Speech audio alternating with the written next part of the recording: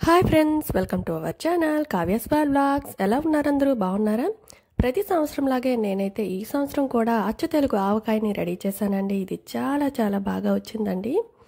మీరు కూడా ఇలా ట్రై చేయండి, చాలా టేస్టీగా వస్తుంది. మీ ఇంట్లో వాళ్ళందరికీ పెట్టండి, చాలా బాగుంటుంది. చాలా స్పైసీగా, చాలా టేస్టీగా వేడి వేడి అన్నంలో కలుపుకొని తింటే చాలా బాగుంటుందండి. దీనికి ఏమేం కావాలో, ప్రాసెస్ ఎలా ఉంటుందో మీరు కూడా తెలుసుకోవాలనుకుంటున్నారా? అయితే వీడియో స్కిప్ చేయకుండా చూడండి. ముందుగా నా ఛానల్ని సబ్స్క్రైబ్ చేసుకోండి. వీడియో నచ్చితే లైక్ చేయండి. పక్కా కొలతలతో ఈ ఆవకాయనైతే నేను రెడీ చేశానండి. మీకు ఎటువంటి కన్ఫ్యూజన్ కూడా ఉండదన్నమాట. సరైన పద్ధతిలో ఈ విధంగా ఆవకాయని మీరు పెట్టుకున్నారనుకోండి, సంవత్సరం మొత్తం నిల్వ ఉంటుందండి. చాలా బాగుంటుందన్నమాట. ముందుగా దీనికి కావాల్సిన పదార్థాలు ఏంటో చూసుకుందాం.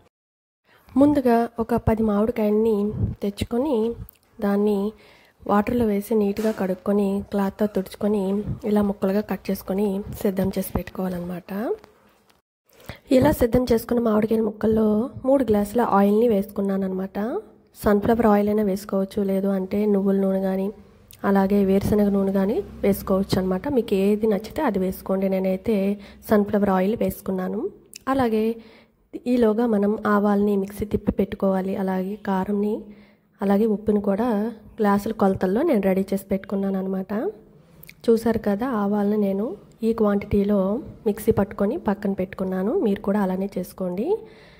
నేనైతే చిల్లీ పౌడర్ని ఇలా వేసేసుకున్నాను. అలాగే గ్లాసున్నర సాల్ట్ వేసుకున్నాను. ఇంకా కారం అయితే 2 గ్లాసులు వేసుకున్నాను. ఆవాల పొడి 2 గ్లాసులు వేసుకున్నాను. వేసుకున్నాక ఈ ఉప్పు, కారం, ఆవాల పొడి ముక్కలకి బాగా పట్టేలాగా పైన కింద బాగా కలుపుకోవాలన్నమాట. చూసారు కదా నేను ఎలా కలుపుతున్నానో. మీరు కూడా ఇలానే మిక్స్ చేసుకోండి.